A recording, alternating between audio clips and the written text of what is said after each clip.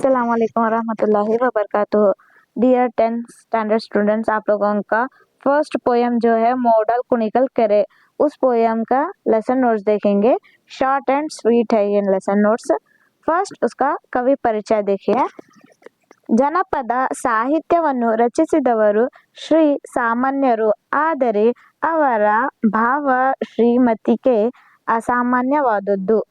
ಈ ಜನಪದ ಗೀತೆಯನ್ನು ಪ್ರತಿಘಟ್ಟ ಕೃಷ್ಣಮೂರ್ತಿಯವರು ಸಂಗ್ರಹಿಸಿರುವ ಕನ್ನಡ ಜನಪದ ಸಾಹಿತ್ಯ ಭಂಡಾರ ಸಂಪುಟ 1 ಇದರಿಂದ ಆರಿಸಿಕೊಳ್ಳಲಾಗಿದೆ. नेक्स्ट 1 मार्क के क्वेश्चन आंसर देखेंगे। ಪ್ರಶ್ನೆ 1, ಕುಣಿಗಲ್ ಕೆರೆಯು ಯಾವ ದಿಕ್ಕಿನಲ್ಲಿದೆ? ಉತ್ತರ ಮೋಡಲ ದಿಕ್ಕಿನಲ್ಲಿದೆ. ಪ್ರಶ್ನೆ 2, ಕುಣಿಗಲ್ ಕೆರೆ ಹೇಗೆ ಬಾಗಿದೆ? ಉತ್ತರ ಬಾಳೆಯ ಹಣ್ಣಿನಂತೆ ಬಾಗಿದೆ. ಪ್ರಶ್ನೆ 3, ತುಂಬಿದ ಕುಣಿಗಲ್ ಕೆರೆಯನ್ನು ಯಾವುದಕ್ಕೆ ಹೋಲಿಸಲಾಗಿದೆ? ಉತ್ತರ ನಿಂಬೆಯ ಹಣ್ಣಿಗೆ ಹೋಲಿಸಲಾಗಿದೆ. ಪ್ರಶ್ನೆ 4, ಕುಣಿಗಲ್ ಕೆರೆಯ ಅಂದವನ್ನು ಯಾರು ಬಂದರೆಂದು ಉತ್ಪ್ರೇಕ್ಷಿಸಲಾಗಿದೆ? ಉತ್ತರ ಶಿವನು ಬಂದರೆಂದು ಉತ್ಪ್ರೇಕ್ಷಿಸಲಾಗಿದೆ. ಪ್ರಶ್ನೆ 5, ಕೆರೆಯಲ್ಲಿ ಯಾವ ಮೀನುಗಳಿದ್ದವು? ಉತ್ತರ ಕೆರೆಯಲ್ಲಿ ಬಾಳೆ ಮೀನುಗಳಿದ್ದವು. ಪ್ರಶ್ನೆ 6, ಜನರ ಬಾಯಿಂದ ಬಾಯಿಗೆ ಹರಿದು ಬಂದ ಸಾಹಿತ್ಯ ಯಾವುದು? ಉತ್ತರ ಜನರ ಬಾಯಿಂದ ಬಾಯಿಗೆ ಹರಿದು ಬಂದ ಸಾಹಿತ್ಯ ಜನಪದ ಸಾಹಿತ್ಯ. ಪ್ರಶ್ನೆ 7, ಯಾವ ಸಂದರ್ಭದಲ್ಲಿ ಕೆರೆಗೆ ಬಾಗಿನ ಅರ್ಪಿಸುವ ವಾಡಿಕೆ ಇದೆ? ಉತ್ತರ ಕೆರೆಗಳು ತುಂಬಿದಾಗ ಬಾಗಿನ ಅರ್ಪಿಸುವ ವಾಡಿಕೆ ಈಗಲೂ ಇದೆ.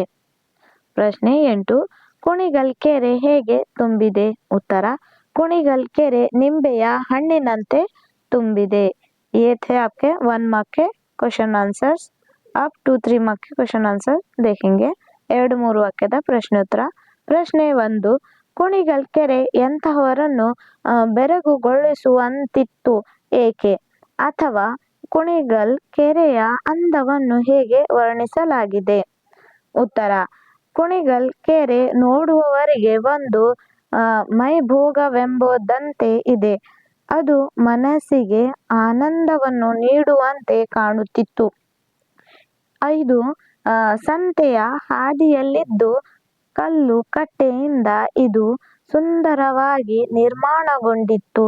ಇದು ಬಾಳೆಯ ಹಣ್ಣಿನಂತೆ ಬಾಗಿಕೊಂಡು ನಿಂಬೆಯ ಹಣ್ಣಿನಂತೆ ತುಂಬಿಕೊಂಡಂತೆ ಕಾಣಿಸುತ್ತಿತ್ತು. ಇದು ತನ್ನ ಸೌಂದರ್ಯದಿಂದಾಗಿ ಎಂತಹವರನ್ನು ಬೆರಗುಗೊಳಿಸುವಂತೆ ಕಾಣಿಸುತ್ತಿತ್ತು. ये फर्स्ट क्वेश्चन आंसर है 2 मार्क का. अब सेकंड देखेंगे. ಪ್ರಶ್ನೆ 2, ಕಬ್ಬಕ್ಕಿಗಳು ಯಾವಾಗ ಬಾಯಿ ಬಿಡುತ್ತವೆ? ಉತ್ತರ ಜನಪದರು ತುಂಬಿದ ಕೆರೆಯ ಸೌಂದರ್ಯದ ವರ್ಣನೆ ಹಾಗೂ ಕೆರೆಯನ್ನು ಆಶ್ರಯಿಸಿ ಬದುಕುವ ಜೀವಿಗಳ ಬಗ್ಗೆ ಈ ಪದ್ಯ ಭಾಗದಲ್ಲಿ ಅರ್ಥಪೂರ್ಣವಾಗಿ ತಿಳಿಸಿದ್ದಾರೆ.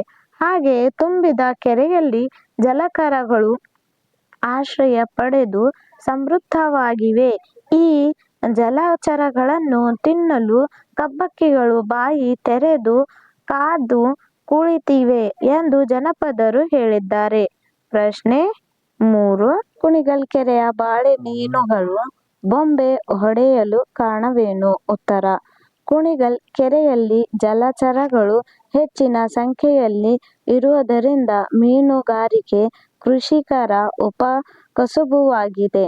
ಈ ಕೃಷಿಕರು ಕೆರೆಯ ಮೀನುಗಳನ್ನು ಹಿಡಿಯಲು ಬಲೆ ಬೀಸುತ್ತಾರೆ. ಅದರಲ್ಲಿ ಸಿಕ್ಕಿಕೊಂಡ ಮೀನುಗಳು ಉಸಿರಾಡಲಾರದೆ ಮಿಲಮಿಲ ಒದ್ದಾಡುತ್ತವೆ. ಮೀನುಗಳು ಈ ಒದ್ದಾಡುವ ಪರಿಯನ್ನು ಹೇಳುವ ಸಂದರ್ಭದಲ್ಲಿ ಬೊಬ್ಬೆ ಹೊಡೆಯುತ್ತವೆ ಎಂದು ಹೇಳಲಾಗಿದೆ. ये था इसका थर्ड आंसर. अब नेक्स्ट क्या है बोले तो 8-10 वाक्य के क्वेश्चन आंसर्स. ಪ್ರಶ್ನೆ 1, ಕುಣಿಗಲ್ ಕೆರೆ ಜೀವ ಸುಕಲಕ್ಕೆ ಆಶ್ರಯವಾಗಿರುವುದನ್ನು ಗೀತೆಯಲ್ಲಿ ಯಾವ ರೀತಿ ವರ್ಣಿಸಲಾಗಿದೆ? ಉತ್ತರ ಕೆರೆಯಲ್ಲಿ ಹಾರಕ್ಕೊಂದು ಹಾರುಕೋಲು, ಹಾರುವುದಕ್ಕೆ ಹಾಯಿಸುವುದಕ್ಕೆ ದೋಣಿ, ಸಾಗಲು ಹುಟ್ಟು ಹಾಕಬೇಕು ಮತ್ತು ಬಾಳೆಹಣ್ಣಿನ ಗಾತ್ರದ ಮೀನುಗಳು ಬೊಮ್ಮೆ ಹಾಕುತ್ತಿವೆ ಅಂದರೆ ಸಂತೋಷಕ್ಕೆ ಕೂಗಿಕೊಳ್ಳುತ್ತಿವೆಯಂತೆ. ಇದಲ್ಲದೆ ಪ್ರಾಣಿ ಪಕ್ಷಿಗಳು ಸಂತೋಷದಿಂದ ನಗುತ್ತಿವೆಯಂತೆ, ಕಾರಣ ಕೆರೆ ತುಂಬಿ ತುಳುಕುತ್ತಿದೆ. ಗುಬ್ಬಿಗಳು ಸಾಗರಗಳು ಸಂತೋಷದಿಂದ ನಗುತ್ತಿವೆ ಎಂದು ಹೋಲಿಸಿದ್ದಾರೆ. ಹಾಗೆಯೇ ಕುಣಿಗಲ್ ಕೆರೆಯ ಅಂದವನ್ನು ನೋಡಲು ಶಿವನೇ ಬಂದು ಯೋಗಿಯಂತಾಗಿದ್ದಾನೆ ಅಂದರೆ ಅದರ ಸೊಬಗು ಎಷ್ಟಿರಬಹುದು. ಅಲ್ಲದೆ ಕಪ್ಪಾಗಿರುವ ಹಕ್ಕಿಗಳು ಬಾಯನ್ನು ಬಿಟ್ಟು ನೋಡುತ್ತವೆ. ಕೊನೆಯದಾಗಿ ಕುಣಿಗಲ್ ಕೆರೆ ಜೀವಸಂಕುಲಕ್ಕೆ ಆಶ್ರಯವಾಗುತ್ತದೆ ಎಂದು ವಿವರಿಸಲಾಗಿದೆ.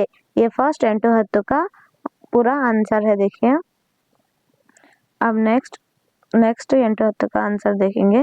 ಪ್ರಶ್ನೆ 2, ಮೋಡಲ್ ಕುಣಿಗಲ್ ಕೆರೆ ಜನಪದ ಗೀತೆಯ ಭಾವಾರ್ಥವನ್ನು ಬರೆಯಿರಿ. ಉತ್ತರ: ಮೋಡಲ ದಿಕ್ಕಿನಲ್ಲಿರುವ ಕುಣಿಗಲ್ ಕೆರೆ ನೋಡುವವರಿಗೆ ಒಂದು ವೈಭೋಗ. ಅಷ್ಟೊಂದು ಸುಂದರವಾಗಿರುವ ಕುಣಿಗಲ್ ಕೆರೆಗೆ ಚಂದಿರನು ಮೂಡಿಬರುತ್ತಾನೆ. ಎಷ್ಟು ಸೌಂದರ್ಯದಿಂದ ಕೂಡಿರುತ್ತದೆ ಎಂದರೆ ಅಬ್ಬಾ, ಅದು ಆಶ್ಚರ್ಯವಾಗಿ ವರ್ಣನೆ ಮಾಡಲು ಅಸಾಧ್ಯ ಎಂದು ವರ್ಣಿಸಿದ್ದಾರೆ. ಕುಣಿಗಲ್ ಕೆರೆ ಸೊಬಗು ಸೌಂದರ್ಯವನ್ನು ಬಾಳೆಹಣ್ಣಿಗೆ ಹೋಲಿಸಲಾಗಿದೆ.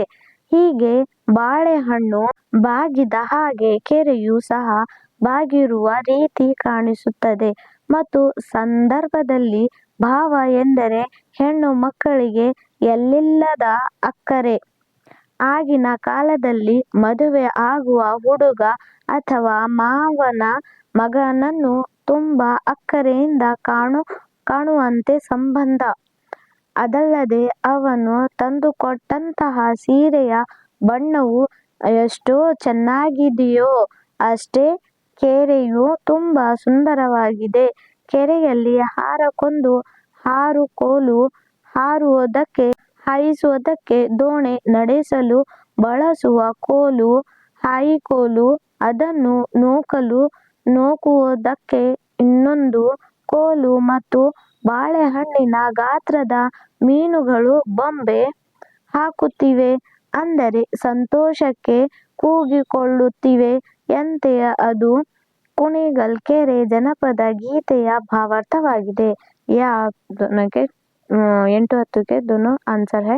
अब संदर्भ देखेंगे. ಸಂದರ್ಭ 1, ಭಾವ ತಂದಾನೆ ಬಣ್ಣದ ಸಿರಿ. ಉತ್ತರ ಆಯ್ಕೆ. ಈ ವಾಕ್ಯವನ್ನು ಜನಪದ ಗೀತೆಯಾದ ಮೋಡಲ್ ಕುಣಿಗಲ್ ಕೆರೆ ಎಂಬ ಪದ್ಯಭಾಗದಿಂದ ಆರಿಸಲಾಗಿದೆ. ಸಂದರ್ಭ: ಈ ವಾಕ್ಯವನ್ನು ಜನಪದರು ಹೇಳಿದ್ದಾರೆ. ಕುಣಿಗಲ್ ಕೆರೆಯ ಸೊಬಗು ಸೌಂದರ್ಯವನ್ನು ಬಾಳೆಯ ಹಣ್ಣಿಗೆ ಹೋಲಿಸಲಾಗಿದೆ. ಬಾಳೆಯ ಹಣ್ಣು ಹೇಗೆ ಬಾಗಿದೆ ಹಾಗೆ ಕೆರೆಯೂ ಸಹ ಬಾಗಿರುವ ರೀತಿ ಕಾಣಿಸುತ್ತದೆ. ಭಾವ ಎಂದರೆ ಹೆಣ್ಣು ಮಕ್ಕಳಿಗೆ ಎಲ್ಲಿಲ್ಲದ ಅಕ್ಕರೆ. ಆಗಿನ ಕಾಲದಲ್ಲಿ ಮದುವೆ ಆಗುವ ಹುಡುಗ ಅಥವಾ ಮಾವನ ಮಗಳನ್ನು ತುಂಬ ಅಕ್ಕರೆಯಿಂದ ಕಾಣುತ್ತಿದ್ದರು. ಸ್ವರಸ್ಯ: ಮೋಡಲ್ ಕುಣಿಗಲ್ ಕೆರೆ ತುಂಬ ತುಳುಕುವಾಗಿ ಬಾಗಿನ ಅರ್ಪಿಸುವ ಪರಿಯು ಇಲ್ಲಿನ ಸ್ವರಸ್ಯವಾಗಿದೆ. संदर्भ 2, ये फर्स्ट संदर्भ हुआ. सेकंड संदर्भ देखेंगे. ಕಪ್ಪಕ್ಕಿ ಬಾಯ ಬಿಡುತ್ತವೆ. ಆಯ್ಕೆ. ಈ ವಾಕ್ಯವನ್ನು ಜನಪದ ಗೀತೆಯಾದ ಮೋಡಲ್ ಕುಣಿಗಲ್ ಕೆರೆ ಎಂಬ ಪದ್ಯಭಾಗದಿಂದ ಆರಿಸಲಾಗಿದೆ. ಈ ಮಾತನ್ನು ಜನಪದರು ಹೇಳಿದ್ದಾರೆ. ಸಂದರ್ಭ: ಈ ವಾಕ್ಯವನ್ನು ಕೆರೆಯ ಸೌಂದರ್ಯದಿಂದ ಹಕ್ಕಿಗಳು ಹೇಗೆ ಕಾಣುತ್ತವೆ ಎಂದು ಹೇಳುವಾಗ ಹೇಳಿದ್ದಾರೆ. ಕೆರೆಯ ಅಂದವನ್ನೇ ನೋಡಲು ಶಿವನು ಬಂದ ಯೋಗಿಯಂತಾಗಿದ್ದಾನೆ ಅಂದರೆ ಅದರ ಸೊಬಗು ಎಷ್ಟಿರಬಹುದು. ಅಲ್ಲದೆ ಕಪ್ಪಾಗಿರುವ ಹಕ್ಕಿಗಳು ಬಾಯನ್ನು ಬಿಟ್ಟು ನೋಡುತ್ತವೆ. ಎಷ್ಟೊಂದು ಸುಂದರವಾಗಿದೆ ಎಂದು ಹೇಳುವಾಗ ಈ ಮಾತು ಬಂದಿದೆ. ಸ್ವರಾಸ್ಯ ಕೈಲಾಸವಾಸಿಯಾದ ಶಿವನೇ ಕುಣಿಗಲ್ ಕೆರೆಯ ಸೊಬಗನ್ನು ನೋಡಲು ಬಂದನೆಂದು ಅದರ ಸೊಬಗು ಎಷ್ಟಿದೆ ಎಂಬುದು ಇಲ್ಲಿನ ಸ್ವರಾಸ್ಯವಾಗಿದೆ. ಸಂದರ್ಭ 2 ಕ್ಯಾನ್ಸರ್ देखिए. अब ಸಂದರ್ಭ 3 ಬೊಂಬೆ ಹೊಡೆದಾಂಬೆ ಬಾಳ ಮೀನು. ಉತ್ತರ ಆಯ್ಕೆ ಈ ವಾಕ್ಯವನ್ನು ಜನಪದ ಗೀತೆಯಾದ ಮೋಡಲ್ ಕುಣಿಗಲ್ ಕೆರೆ ಎಂಬ ಪದ್ಯ ಭಾಗದಿಂದ ಆರಿಸಲಾಗಿದೆ. ಸಂದರ್ಭ ಈ ವಾಕ್ಯವನ್ನು ಜನಪದರು ಹೇಳಿದ್ದಾರೆ. ಕೆರೆಯಿಂದ ಯಾವ ಯಾವ ಉಪಯೋಗವಾಗುತ್ತದೆ ಎಂದು ಹೇಳುವ ಸಂದರ್ಭದಲ್ಲಿ ಹೇಳಿದ್ದಾರೆ. ಕೆರೆಯಲ್ಲಿ ಹಾರಕ್ಕೊಂದು ಹಾರುಕೋಲು, ಹಾರುವುದಕ್ಕೆ ಹಾಯಿಸುವುದಕ್ಕೆ ಬಳಸುವ ಕೋಲು, ಅದನ್ನು ನೂಕುವುದಕ್ಕೆ ಇನ್ನೊಂದು ಕೋಲು ಮತ್ತು ಬಾಳೆಹಣ್ಣಿನ ಗಾತ್ರದ ಮೀನುಗಳು ಬೊಂಬೆ ಹಾಕುತ್ತಿವೆ ಅಂದರೆ ಸಂತೋಷದಿಂದ ಕೂಗಿಕೊಳ್ಳುತ್ತವೆ ಎಂದು ಹೇಳಿದ್ದಾರೆ. ಸ್ವರಾಸ್ಯ ಇಲ್ಲಿ ಕೃಷಿಕರ ಉಪಕಸಬುಗಳ ಬಗ್ಗೆ ಹಾಗೂ ಕೆರೆಯ ಬಗ್ಗೆ ವರ್ಣಿಸುವ ಸ್ವರಾಸ್ಯದ ಮಾತು ಇಲ್ಲಿ ವ್ಯಕ್ತವಾಗಿದೆ. नेक्स्ट ये थे आपके तीनों संदर्भ. अब हम क्या देखेंगे बोले तो समास देखेंगे. प्रश्न 1 ಊರುಗೋಲು ಊರುವ ಕೂಡಿಸು ಗೋಲು ಗಮಕ ಸಮಾಸ. ಪ್ರಶ್ನೆ 2 ಹೊಂಬಾಳೆ ಹೊನ್ನಿನ ಕೂಡಿಸು ಬಾಳೆ ಕರ್ಮಧಾರ್ಯ ಸಮಾಸ. 3ನೇದು ನೋಡ್ರಿ ಕಬ್ಬಕ್ಕಿ ಕಪ್ಪಾದ ಕೂಡಿಸು ಹಕ್ಕಿ ಕರ್ಮಧಾರ್ಯ ಸಮಾಸ. ನೆಕ್ಸ್ಟ್ ಬಿಟ್ ಕ್ಯಾಬ್ಲತ್ತು ಸ್ವಂತ ವಾಕ್ಯದಲ್ಲಿ ಉತ್ತರಿಸಿರಿ.